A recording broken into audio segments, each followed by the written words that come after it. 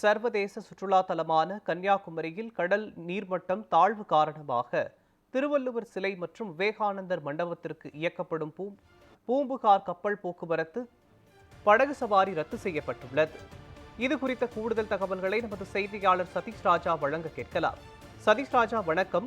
கடல் சீற்றம் காரணமாக திருவள்ளுவர் சிலை, விவேகானந்தர் மண்டபம் ஆகிய பகுதிகளுக்கு செல்லும் படகு சவாரி இன்று ரத்து செய்யப்பட்டிருக்கிறது. இதனால் சுற்றுலா பயணிகள் என்ன தெரிவிக்கிறார்கள், சொல்லுங்க. வணக்கம் மோகன். சர்வதேச சுற்றுலா தலமான கன்னியாகுமரியில் தினசரி உலக அளவில் சுற்றுலா பயணிகள் வருகை தருகின்றனர். அதில் குறிப்பாக வார விடுமுறை நாட்களில் உள்ளூர் மற்றும் வெளிமாநில சுற்றுலா பயணிகள் ஏராளமானோர் வருகை தருவார்கள்.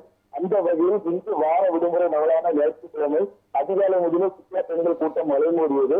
கன்னியாகுமரியில் கடல் நடுவே அமைத்துள்ள திருவள்ளுவர் சிலை மற்றும் விவேகானந்தர் மண்டபம், அதை இணைக்கும் கண்ணாடி கூண்டு பாலம் ஆகியவற்றை காண சுற்றுலா பயணிகள் மிகுந்த ஆர்வம் காட்டி வந்த நிலையில் கடலின் நீர்மட்ட தாழ்வு காரணமாக பூம்புகார் கப்பல் போக்குவரத்து கழகம் சார்பில் இயக்கப்படும் படகு சவாரி இன்று ரத்து செய்யப்பட்டுள்ளதாக நிர்வாகம் அறிவிக்கப்பட்டது.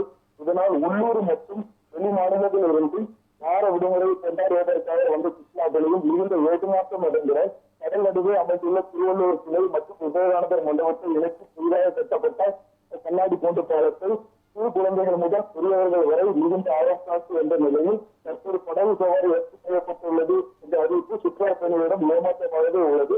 2 தினங்களுக்கு முன்பு பூம்புகார் படகு கப்பல் போக்குவரத்து சவாரி மூலம் ஆன்லைன் மூலம் டிக்கெட் எடுக்கும் இணையவழி டிக்கெட் அறிமுகப்படுத்தப்பட்டுள்ளது.